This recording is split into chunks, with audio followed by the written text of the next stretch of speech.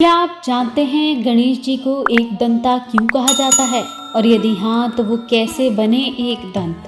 हम आपको बताते हैं। इसको लेकर कई कहानियाँ और मान्यताएं प्रचलित हैं। हम आपको सब एक एक करके बताते हैं। एक बार परशुराम कैलाश पर्वत पर शिव जी से मिलने पहुंचे। वहां गणेश जी द्वारपाल बने खड़े थे।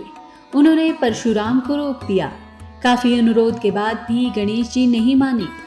आखिरकार युद्ध हुआ और परशुराम के परसे के प्रहार से गणेश जी का एक दांत टूट गया। तभी से उन्हें कहा जाता है एक दंता। इस कथा से सीख मिलती है कि कर्तव्य निभाने के लिए बलिदान देना भी गणेश जी की तरह महानता है। एक अन्य प्रचलित कहानी है कि गणेश जी एक दंता कैसे बने। गणेश जी बचपन में बहुत शरारती थे। उनके भाई कार्तिकेय थे शांत स्वभाव के।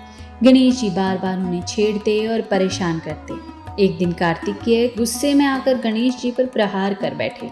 उस प्रहार से उनका एक दांत टूट गया और वे बन गए एक दंत। इस कथा से पता चलता है कि शरारत भी कभी कभी बड़ी पहचान छोड़ जाती है।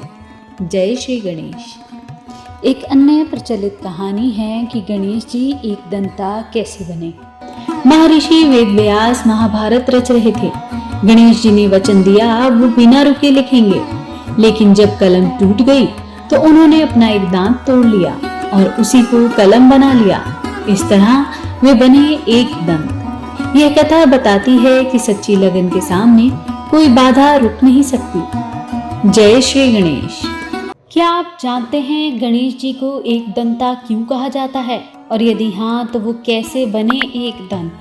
हम आपको बताते हैं। इसको लेकर कई कहानियाँ और मान्यताएं प्रचलित हैं। हम आपको सब एक एक करके बताते हैं। एक बार परशुराम कैलाश पर्वत पर शिव जी से मिलने पहुंचे। वहां गणेश जी द्वारपाल बने खड़े थे। उन्होंने परशुराम को रोक दिया। काफी अनुरोध के बाद भी गणेश जी नहीं माने। आखिरकार युद्ध हुआ और परशुराम के परसे के प्रहार से गणेश जी का एक दांत टूट गया। तभी से उन्हें कहा जाता है एक दंता।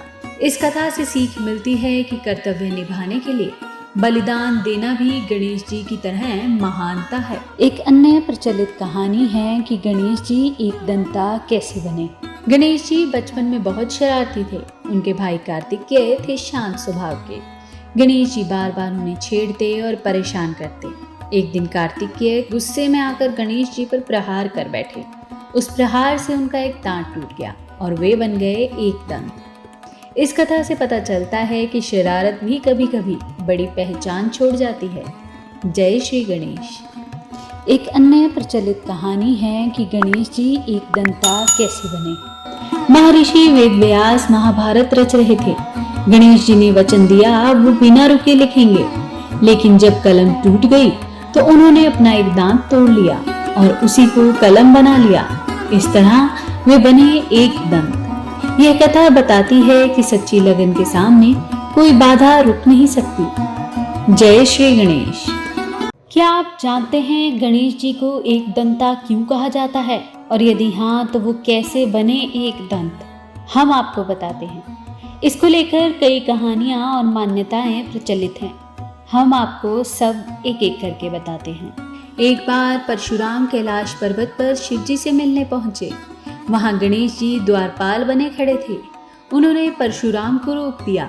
काफी अनुरोध के बाद भी गणेश जी नहीं माने। आखिरकार युद्ध हुआ और परशुराम के परसे के प्रहार से गणेश जी का एक दांत टूट गया। तभी से उन्हें कहा जाता है एक दंता।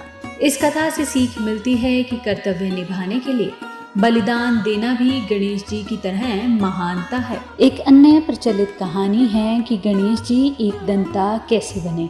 गणेश जी बचपन में बहुत शरारती थे। उनके भाई कार्तिकेय थे शांत स्वभाव के।